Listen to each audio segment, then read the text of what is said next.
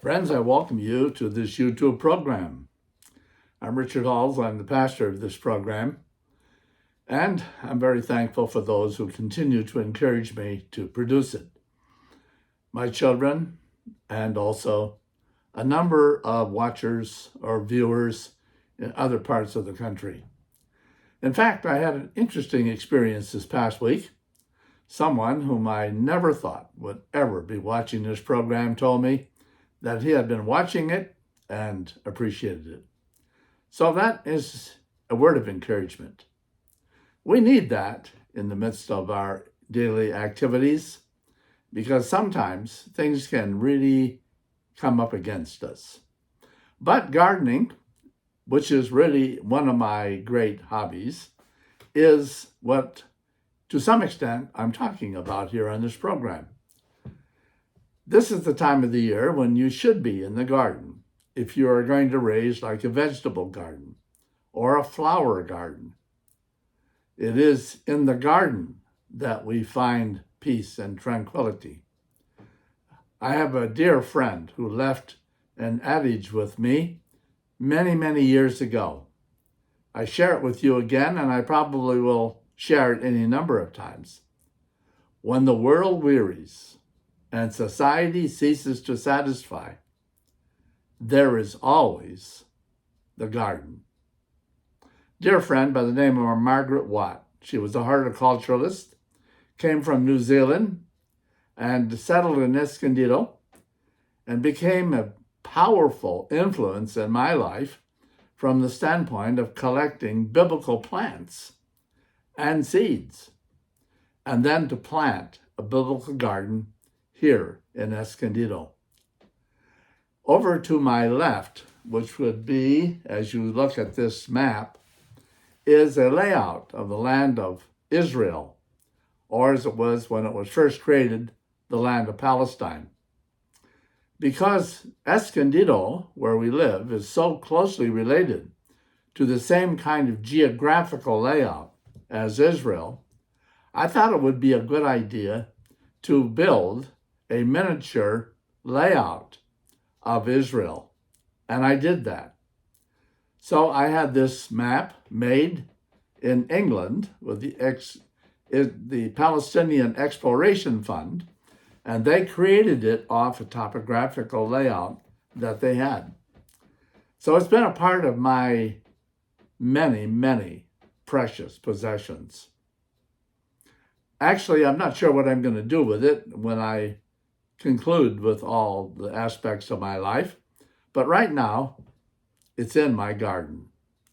And I hope there are other things in your garden that bring you fond memories, that you're happy about, and that you want to share with other people. Maybe someday I will go through the details of this layout, which was created for me, very especially, by this group in England. And then I used it as a layout for a topographical map of Israel here in Escondido. But today, sometimes, and I share this with you as well, because I've been there, we can grow weary. We wonder where the strength that will be that can carry us on.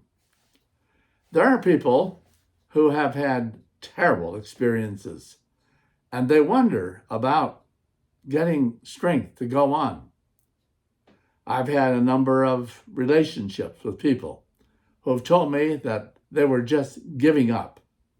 It was in marriage, it had to do with parenting, and also with jobs.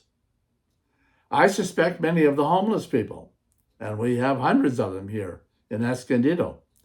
San Diego, over 3,000, are people who have, in a way, kind of given up. They feel like Job, and I want to read the account of Job today. The reason I have selected this book is because there are so many people who are complaining about life today. They say it's only a struggle, and they don't know if they can keep on going. Many, as I have said before, have committed suicide. I've officiated at any number of funerals of individuals who have said I've had enough. I hope and pray that's not you. That wherever you are in your garden today, you're not surrendering because there's pain or difficulty or obstacles in your life. Listen to what Job has to say, and then we'll make a few comments about it and hopefully give you some hope for your life today. If you feel that things are at your wit's end, that you don't know where to turn for help, that you feel completely exhausted and are willing and ready to cash it in, listen to what Job says, and maybe you can identify with him. There are times when I have. So, as we look at the 6th chapter of Job today, the 11th verse, what strength do I have that I should still boast or hope? What prospects that I should be patient? Do I have the strength of stone? Is my flesh bronze? Do I have any power to help myself now that success has been driven from me? Job has come to his wit's end.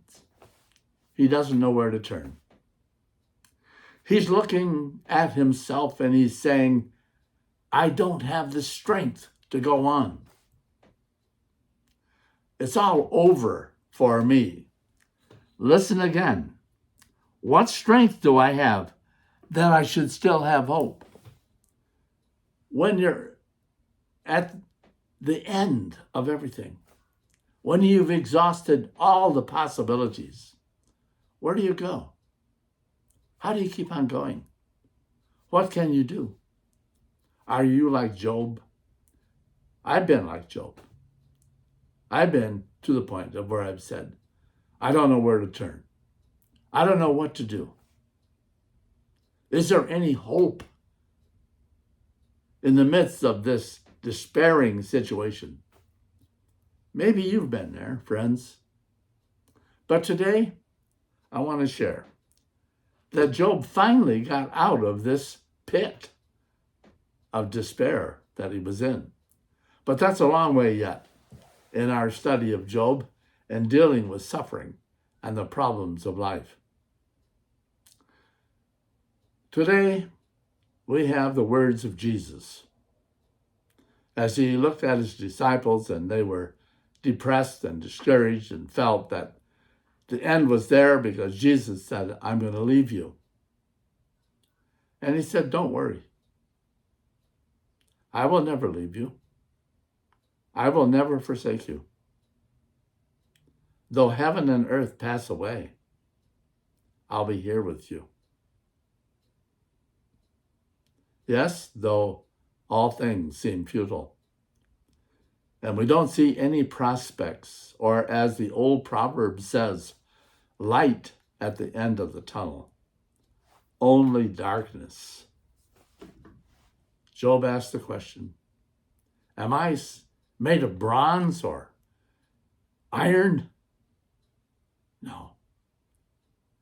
Like all of us, he's made of flesh with all of its weaknesses, all of its doubts, all of its dilemmas. So he is confronting himself, and he says these words, do I have any power to help myself? There will be times when you have no power to help yourself. The only power that is there to truly help you is the power of God.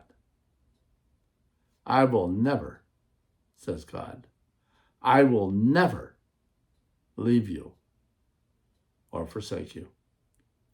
People might. You might give up on yourself. But the truth is, God has not given up on you. But he says, call on me. Call on me. Seek me out. And as you do, you will find me. Today, on this program, this YouTube program, I just want to give you a word of encouragement. Yes, spend some time in the garden. There is always the garden when society fails you. But more important than even the garden, and I love my garden, there is God. And he tells me, I am always, always with you. God bless you today as we've shared this YouTube program. I hope and pray that all things go well this week for you. It's a wonderful time of the year. All we have to do is open our ears to hear the birds and our eyes to see the miracle of growth all around us. God bless you.